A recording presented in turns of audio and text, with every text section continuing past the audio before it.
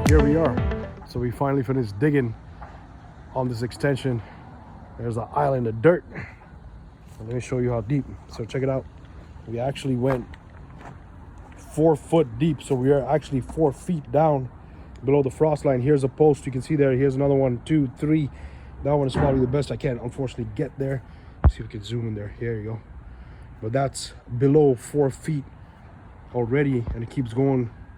We've not hit the footing, so I don't think Buddy had a footing under each one of these posts or across one of these posts. So there's a chance that the inspector might say you got to put footings and build a wall out, pour the concrete wall between these posts. So you can't see this one, it was tight dig, but that's a corner post there.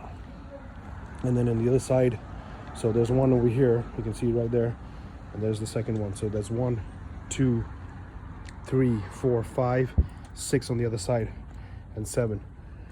So that's where we are right now. We're 4 foot down. We're below the frost line. We haven't hit the footing.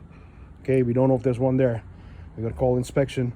And according to our drawings, what we plan to do is actually dig between these sections here, pull it out, go 16-inch footing all across, right? And then after that, pour a concrete wall. My opinion is overkill.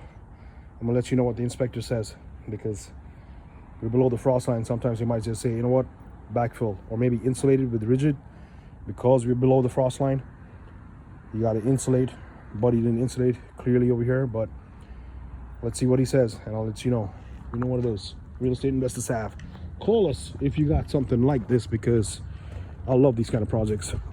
They're fun, interesting. You're always learning something new. Don't be too scared to invest, because when I brought my partners into this one, it was a scary project. It is a scary project, right? But as long as you're willing to learn, read the books, read the manuals, talk to people, talk to investors, talk to inspectors, find out what they want, engineers, architects, everything's doable. Nothing is impossible.